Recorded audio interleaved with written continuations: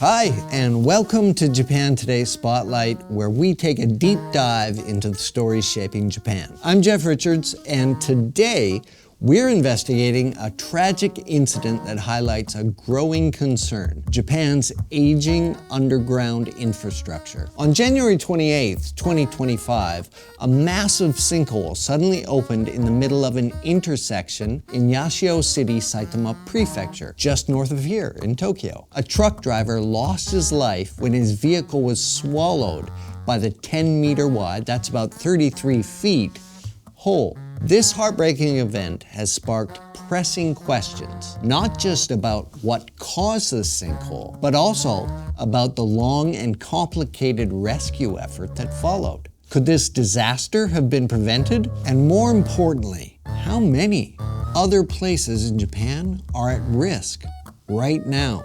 Let's take a closer look at the story beneath the surface. A sinkhole suddenly appearing in a Japanese city is alarming enough. But this one not only claimed a life, it also exposed deeper vulnerabilities in the country's infrastructure. At around 10 a.m.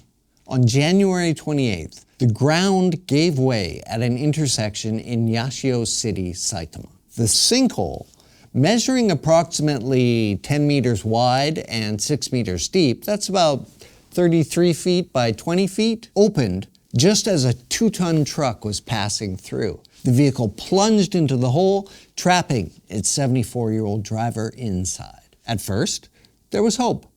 He was able to speak with rescuers early that afternoon, but as the situation worsened, so did his chances of survival. The ground around the sinkhole became increasingly unstable, forcing rescue teams to pull back. Soil, debris, chunks of asphalt all collapsed on top of the truck, burying it almost entirely. Then, things got even worse. A second sinkhole opened up nearby. 3 days later, the two merged into one massive cavity, now about 40 meters wide and 15 meters deep. How did things spiral out of control so quickly? Rescue teams worked relentlessly, but the challenges were too overwhelming. At around 1 a.m. on January 29th, they managed to pull the truck's main body from the first sinkhole, but the driver's cabin, where he was trapped, was buried under layers of collapsing dirt and asphalt. Then, another problem emerged: water. A nearby underground drainage pipe cracked, causing water to pour into the sinkhole. The added moisture destabilized the already fragile dirt walls, making it even more dangerous for the rescuers to work. By February 1st, crews had constructed a 30-meter slope from a nearby parking lot to allow heavy machinery down into the hole. But even then, their progress was slow. An underground concrete storm drain, called a box culvert, had collapsed in the wreckage. Water continued to accumulate in the hole, forcing workers to solidify the unstable ground with lime and coagulants before they could continue. Frustration grew among the public. Online, people suggested lowering a ladder, using a crane to hoist the truck out, or repelling rescuers from a helicopter. But dealing with a disaster like this is not that simple.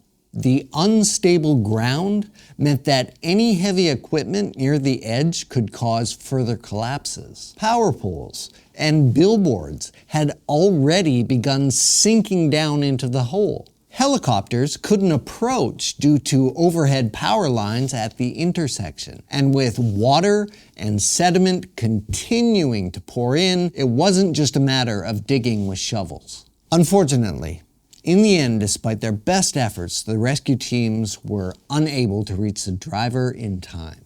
So what caused this devastating collapse? And why was the rescue effort so difficult? According to Saitama Prefectural officials, most likely culprit was a corroded underground sewer pipe measuring 4.75 meters in diameter and buried 10 meters below the surface.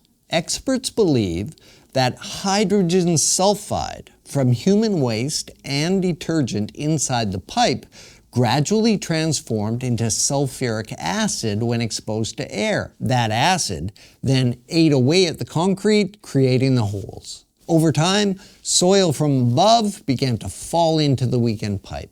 As more soil was pulled in, the sinkhole formed. If this is the case, then the real question is, how many other underground pipes across Japan are suffering from the same invisible decay? Beyond the immediate tragedy, the sinkhole has had a massive impact on daily life in Yashio City and beyond. Since the collapse, around 1.2 million residents in Yashio and neighboring areas have been urged to limit sewage use, including flushing toilets, doing laundry, and even bathing, which I don't think they're going to do, to prevent more wastewater from overflowing into that sinkhole. As an emergency measure, the prefectural government has been diverting wastewater into the nearby Niigata River. The water is being treated with chlorine to prevent contamination, but dumping sewage into a natural waterway is hardly an ideal solution. How long will these restrictions last? How much more disruption will this cause for residents? The Saitama sinkhole has reignited concerns about Japan's aging infrastructure. While much attention has been given to aging bridges and tunnels, this disaster exposes another major weak point: Japan's underground sewer systems. Most people, they don't think about what lies beneath their cities, but Japan has a vast network of sewer pipes. Approximately 33,000 kilometers, that's over 20,000 miles in total. Many of these pipes are nearing or past their 50-year service life. The sewer pipe in Yashio was built in 1983.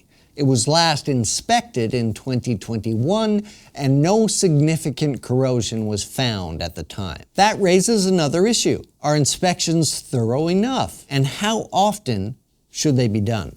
The problem is scale and money, of course. Prefectural governments admit they simply don't have the budget or manpower to inspect and replace every aging underground pipe. And the risk is real. A report from the Land, Infrastructure, Transport, and Tourism Ministry, published last week in Yomiuri Shimbun, revealed that in fiscal 2022, Japan saw 10,548 incidents of road sinking. 40% of these were caused by broken gutters and storm drains. 30% were due to sewer pipe failures in urban areas. How many more sinkholes are waiting to happen, and what will it take for Japan to address this growing problem before another disaster occurs? So what's the solution? How can Japan prevent more disasters like this? And with limited resources, how should infrastructure spending be prioritized?